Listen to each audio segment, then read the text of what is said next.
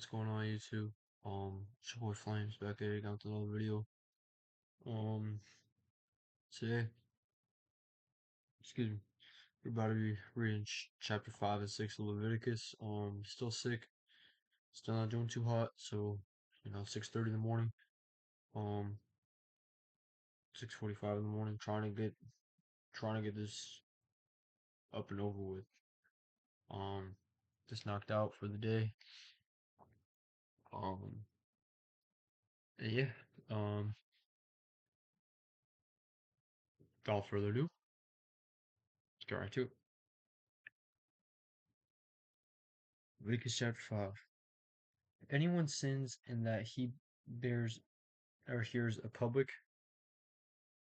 adjuration to testify, and though he is a witness, whether he has seen or come to know the matter, yet does not speak, he shall hear is acquitted. Or if anyone touches an unclean thing, whether a carcass of an unclean animal or a carcass of unclean livestock or a carcass, I need to look up what a carcass is so I understand what I'm reading. I don't know what that is. Carcass. The dead body of an animal. Okay. Um, or a carcass of unclean livestock, or a carcass of unclean swarming things, and it is hidden from him, and he has become unclean, and he realizes his guilt, or if he touches human uncleanness, of whatever sort the uncleanness that be with which one becomes unclean, and it is hidden from him, when he comes to know it, and realizes his guilt, or if anyone utters with his lips a rash oath to do evil or to do good, any sort of rash oath that people swear, and it is hidden from him, when he comes to know it, and he realizes his guilt in any of these. When he realizes his guilt in any of these and confesses the sin he has committed, he shall bring to the Lord as his compensation for the sin that he has committed a female from the flock, a lamb or a goat, for a sin offering, and the priest shall make atonement for him in his sin, for, for him for his sin. But he cannot afford a lamb. But if he cannot afford a lamb, he shall bring to the Lord as his compensation for the sin that he has committed 2 turtle doves or 2 pigeons, one for a sin offering and the other for a burnt offering. He shall bring them to the priest, who shall offer first the one for the sin offering. He shall wring his head from its neck, but shall not sever it completely. And he shall sprinkle some of the blood of the sin offering on the side of the altar, while the rest of the blood shall be drained out at the base of the altar. It is a sin offering. Then he shall offer the second for a burnt offering according to the rule. And the priest shall make atonement for him the sin that he has committed, and he shall be forgiven. But if he cannot afford 2 turtle doves or 2 pigeons, then he shall bring as his offering for the sin that he has committed a tenth of an ephah of fine flour for a sin offering. He shall put no oil on it, and shall put no frankincense on it, for it is a sin offering. And he shall bring it to the priest, and the priest shall take a handful of it as its memorial portion and burn this on the altar on the Lord's food offerings. It is a sin offering. Thus the priest shall make atonement for him for the sin which he has committed in any one of these things, and he shall be forgiven. And the remainder shall be for the priest, as in the grain offering. Laws for guilt offerings. The Lord spoke to Moses, saying, If anyone commits a breach of faith and sins unintentionally in any body of the holy things of the Lord, he shall bring to the Lord as compensation a ram without blemish out of the flock, valued in silver shekels, according to the shekel of the sanctuary, for a guilt offering. He shall also make a restitution for what he has done to miss the holy thing, and shall add a fifth to it, and give it to the priest. Then the priest shall make atonement for him with the ram of the guilt offering, and he shall be forgiven. If anyone sins doing any of the things that the Lord's commandments ought not to be done, though he did not know it, then realizes his guilt, he shall bear his iniquity. He shall bring to the priest a ram without blemish of the flock, or its equivalent, for a guilt offering, and the priest shall make atonement for him for the mistake that he had made unintentionally, and he shall be forgiven. It is a guilt offering. He has indeed incurred guilt before the Lord. Chapter 6. Bear with me, you guys. I'm really not doing too well. Head hurts extremely bad. So if I'm like stuttering or just not reading very well, I apologize. The Lord spoke to Moses, saying, if anyone sins and commits a breach of faith against the Lord by deceiving his neighbor in a matter of deposit or security, or through robbery, or if he has oppressed his neighbor or found something lost and lied about it, swearing falsely, and any of all the things that people do and sin thereby, if he had sinned and realized his guilt, and will restore what he took by robbery or what he got by oppression or the deposit that was committed to him, or the lost thing that he found, or anything about which he has sworn falsely, he shall restore it in full and shall add a fifth to it, and give to him to whom it belongs on the day he realizes his guilt.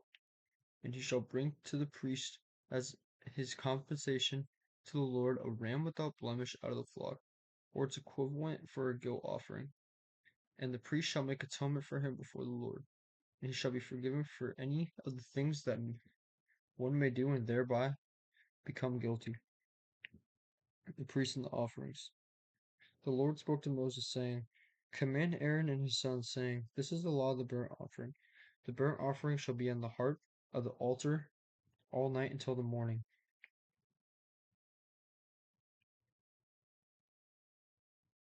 And the fire of the altar shall be kept burning on it. And the priest shall put on his linen garment and put his linen undergarment on his body, and he shall take up the ashes to which the fire has reduced the burnt offering on the altar, and put them beside the altar. Then he shall take off his garments and put on other garments, and carry the ashes outside the camp to a clean place. The fire on the altar shall be kept burning on it, it shall not go out. The priest shall burn wood on it every morning, and he shall arrange the burnt offering on it, and shall burn it the fat of the peace offerings. Fire shall be kept burning on the altar continually, it shall not go out. And this is the law of the grain offering. The sons of Aaron shall offer it before the Lord in front of the altar.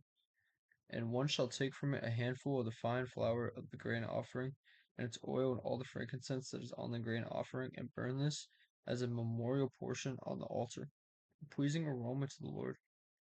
And the rest of it Aaron and his sons shall eat. It shall be unleavened in a holy place. In the court of the tent of the meeting they shall eat it. It shall not be baked with leaven. I have given it as their portion of my food offerings. It is a thing most holy, like the sin offering and the guilt offering. Every male among the children of Aaron may eat it, as decreed forever throughout your generations, from the Lord's offerings. Whatever touches them shall become holy. The Lord spoke to Moses, saying, this is the offering that Aaron and his sons shall offer to the Lord on the day when he is appointed, a tenth of an ephah of fine flour as a regular grain offering, half of it in the morning and half in the evening. It shall be made with oil on a griddle. You shall bring it well mixed, and bake pieces like a grain offering, and offer it for a pleasing aroma to the Lord. The priest from among Aaron's sons, who is anointed to succeed him, shall offer it to the Lord as decreed forever. The whole of it shall be burned. Every grain offering of a priest shall be wholly burned. It shall not be eaten. The Lord spoke to Moses, saying, speak to Aaron and his sons, saying, this is the law of the sin offering. In the place where the burnt offering is killed, shall the sin offering be killed before the Lord. It is most holy. The priest who offers it for sin shall eat it. In a holy place it shall be eaten, in the court of the tent of meeting. Whatever touches its flesh shall be holy. And when any of its blood is splashed on the garment, you shall wash that on which it was splashed in a holy place. And the earthenware vessel in which it is boiled shall be broken. But if it is boiled in a bronzy vessel that shall be scoured and rinsed in water, every male among the priests may eat of it. It is most holy. But no sin offering shall be eaten from which any blood is brought into the tent of meeting to make atonement in the holy place, shall be burned up with fire. Okay, that is it for these two chapters. Appreciate y'all for watching. Appreciate y'all's love and support. Um, and yeah, we should be getting through this book pretty quickly, doing 2 chapters a day. So, um, if you're